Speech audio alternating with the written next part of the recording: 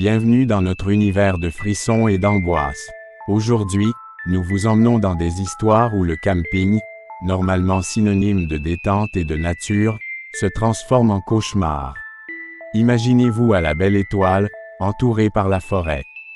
Mais qu'en est-il si cette tranquillité cache des secrets sombres? De l'autostoppeur mystérieux au bruit inquiétant dans la nuit, préparez-vous à ressentir la tension monter à chaque instant. Accrochez-vous bien, car ces récits pourraient vous faire reconsidérer votre prochaine escapade en pleine nature. Accrochez-vous, car cette histoire va vous glacer le sang. C'était une belle soirée d'automne, et avec mon copain Jason, 27 ans, nous étions en pleine aventure de camping sauvage. À 23 ans, j'étais excitée à l'idée de découvrir les montagnes Uinta, en Utah, mais tout a basculé le 9 octobre. Tout semblait aller pour le mieux, jusqu'à ce que nous prenions une décision impulsive d'annuler notre réservation de camping pour nous installer près du bassin d'Albion. On a garé notre voiture dans un terrain de camping fermé pour la saison, vers 15 h, et là, le malaise a commencé à s'installer. C'était notre première expérience de camping sauvage, et, pour être honnête, nous n'avions pas le meilleur équipement. En arrivant, nous avons découvert que le site que nous voulions rejoindre était à 3 km de montée. L'excitation s'est transformée en regret.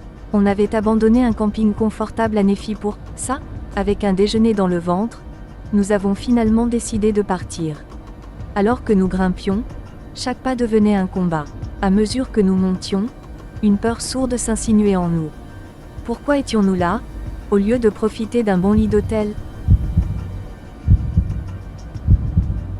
Après un long chemin, nous sommes finalement arrivés au lac secret. Et quelle déception! Au lieu du paradis promis, nous avons découvert un endroit sinistre, désert et froid. Ignorant notre instinct, nous avons cherché un coin isolé pour planter notre tente. En scrutant les alentours, j'ai aperçu une petite grotte au loin. J'ai immédiatement montré ça à Jason, me demandant si c'était une bonne idée de camper si près. Il a juste ri et m'a assuré que c'était probablement un abri pour animaux. Nous avons monté la tente, la nuit est tombée comme un voile lourd. En jouant aux cartes, nous avons essayé de chasser l'inquiétude, puis nous avons décidé d'aller nous coucher tôt, vers 20 h 30, sachant que le matin nous devions partir à l'aube. Mais la nuit a été tout sauf paisible. À 23 h 24, je me suis réveillée brutalement, une peur inexplicable m'envahissant. Mon cœur battait à tout rompre. Jason dormait toujours, et j'ai essayé de le laisser tranquille, mais le silence oppressant me pesait. Le temps passait lentement. Vers minuit, Jason s'est enfin réveillé. J'étais soulagée. Je lui ai confié que je ne pouvais pas dormir, mais il a dit de me concentrer pour le faire. Peu de temps après, il s'est lui aussi tourné vers moi, inquiet. On a décidé de rester éveillés, se tenant compagnie dans cette obscurité angoissante. Puis, dans un sursaut, Jason a levé la tête.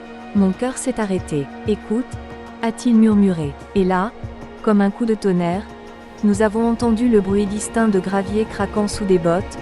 Quelqu'un s'approchait de notre tente. La terreur m'a paralysée. En quelques secondes, 1000 pensées traversaient mon esprit. Je me suis persuadée que c'était un ranger, alors j'ai appelé timidement « Bonjour », mais mon cœur savait que quelque chose n'allait pas. Dans les secondes qui ont suivi, Jason a saisi le pistolet à plomb et s'est précipité hors de la tente. Pour lui aussi, le silence était assourdissant. Il n'y avait personne. La panique nous a envahis. Avec des regards inquiets, nous avons rangé nos affaires aussi vite que possible, pressés par l'impression d'être observés. Sans échanger un mot, nous avons dévalé la montagne, guidés uniquement par la lueur de la lune, trop terrifiés pour allumer nos lampes de poche. Ces 20 à 30 minutes ont été les plus horribles de ma vie. Chaque fois que je me retournais, j'avais l'angoissante sensation que quelqu'un était là, derrière nous.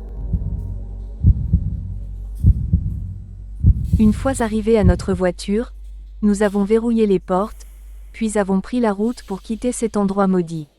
Nous étions complètement sous le choc, terrifiés comme jamais.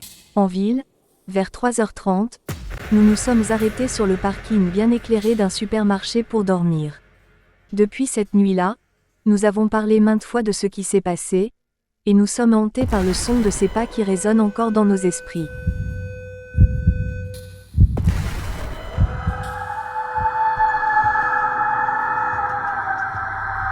Malheureusement, cette histoire est vraie. J'ai modifié quelques détails, mais les événements sont bien réels. J'ai grandi dans la Sierra Nevada, un coin incroyable, entouré de montagnes, de pins et de lacs cristallins. Je n'étais pas vraiment un passionné de camping, mais enfant, j'ai passé des dizaines de week-ends à randonner avec ma famille et mes amis, surtout en été. C'est pendant l'été de mes 16 ans que tout a basculé. Ma cousine, Célia, rentrait tout juste de sa première année de fac, et son copain, Jay, qui voulait faire bonne impression, avait proposé une randonnée pour profiter de la vue. Comme beaucoup de touristes, il rêvait d'un panorama sur le lac Tahoe. Alors, Célia et moi avons décidé de l'emmener sur un de nos sentiers préférés, un chemin un peu caché que seuls les habitués connaissent. Cette randonnée, on la connaissait par cœur. Le sentier monte à travers les bois jusqu'à un espace dégagé qui surplombe le lac. Jay, avec son expérience limitée, trouvait la marche difficile, mais était enchanté par les paysages et ne cessait de prendre des photos. Après un déjeuner face au lac, nous avons entendu ce qu'on redoutait tous, le cri terrifiant d'un puma. Si vous n'avez jamais entendu ça, imaginez une femme hurlant de terreur. Allez écouter sur YouTube, c'est vraiment horrible. C'est le genre de son qui vous glace, car il annonce souvent une présence. On savait que ce n'était pas bon signe. Les pumas ne crient pas en chassant. Ils sont silencieux pour surprendre leur proie, mais en criant, ils montrent leur agressivité, peut-être pour attirer un partenaire ou défier un autre mâle. Jay, lui, était pétrifié. Il venait d'un endroit où les prédateurs les plus menaçants sont des ratons laveurs. Célia et moi étions moins inquiets, mais on savait qu'il était temps de descendre. Environ 40 minutes plus tard, Jay s'est figé. Son visage s'est décomposé. Il avait oublié son téléphone là-haut. Après une courte discussion, Célia et lui ont décidé de remonter le chercher et moi, je resterai pour prévenir d'éventuels randonneurs de la présence de pumas. Je me suis assis sur un rocher près du sentier et j'ai attendu. Après une bonne heure, j'ai entendu de nouveau le cri. Cette fois, il semblait encore plus proche. Mon cœur battait plus fort. Je me suis levé et ai scruté les alentours. Puis à peine 10 minutes plus tard, j'ai vu quelque chose bouger. Là, à 20 pas, un homme immobile me fixait. Il était complètement nu, sale, maigre. Son regard m'a transpercé. Je n'avais même pas entendu ses pas, comme s'il était apparu de nulle part. Mes pensées ont tourné en vrille. Était-ce un randonneur perdu, pris de folie après des jours sans aide? La Sierra Nevada est connue pour ses dangers, et il suffit de se perdre quelques jours dans les montagnes pour qu'on perde pied. Je me suis avancé vers lui, lui demandant s'il allait bien. À ce moment-là, un frisson glacé m'a parcouru, un instinct de peur primaire. Tout mon corps me hurlait de fuir, mais j'étais pétrifié, pris entre curiosité et effroi. Alors que j'allais lui parler à nouveau, il a ouvert la bouche et s'est mis à hurler, mais pas un cri humain, le même hurlement que celui d'un puma. Un cri aigu, inhumain qui m'a paralysé. J'ai compris à cet instant que ce que nous avions entendu plus tôt, c'était peut-être lui. C'était la chose la plus terrifiante que j'ai jamais vue. Je voulais courir, mais mon corps était figé sur place. Puis, comme si de rien n'était, il a tourné les talons et a disparu dans la forêt. Je suis resté planté là, tremblant. Mon esprit se battait pour comprendre ce qui venait de se passer.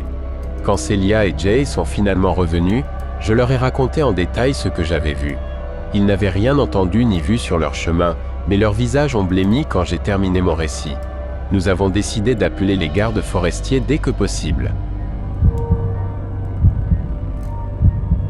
Depuis ce jour, cette rencontre me hante. Était-ce un simple randonneur égaré, fou de peur, qui avait besoin d'aide, ou quelque chose de bien plus sinistre?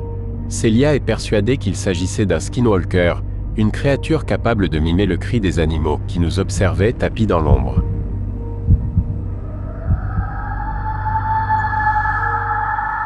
C'est l'histoire d'une journée ordinaire qui a failli virer au cauchemar. Moi, une femme de 25 ans, j'avais un peu de temps avant d'aller chercher mes enfants à l'école. La météo était parfaite, et j'ai décidé de rouler tranquillement sur les petites routes de ma ville natale. Tout était calme, presque apaisant, jusqu'à ce que je croise un autostoppeur. Il semblait dans la trentaine, peut-être début quarantaine, avec une canne à pêche et un sac à dos, l'air presque inoffensif. Mais malgré son apparence ordinaire, j'ai hésité.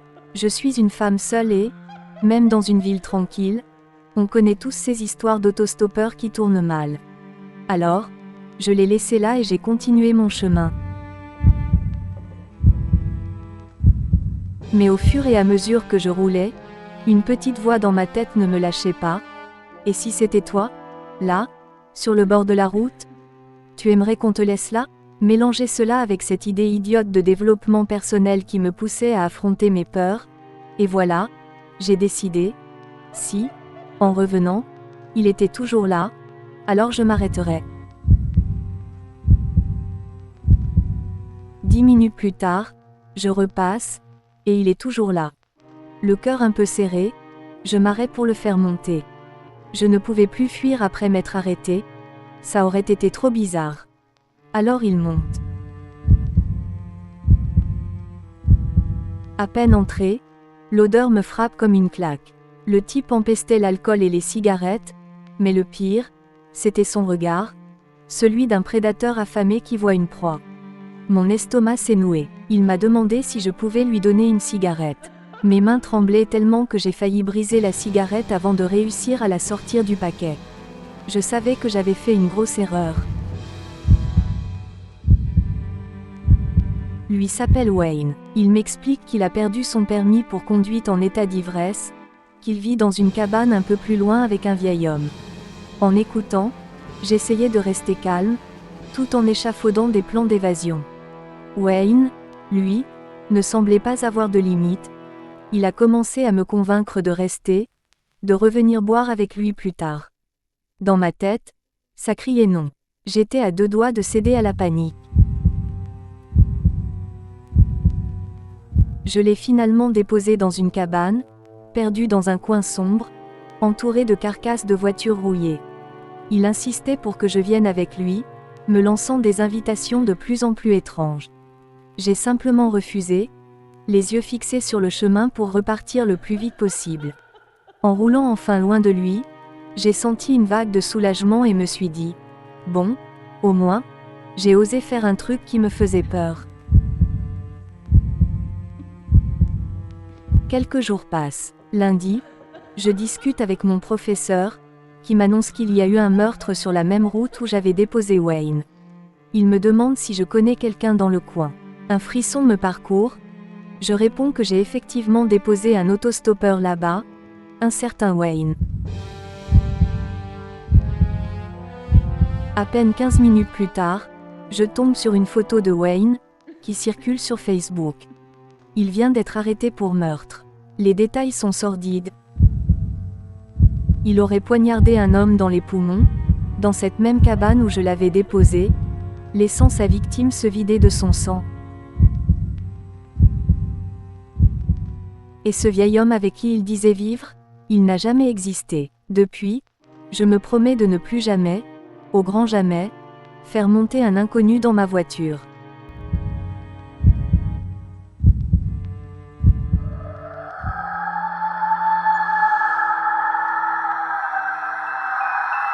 Et voilà, c'est la fin de notre voyage dans ces histoires troublantes.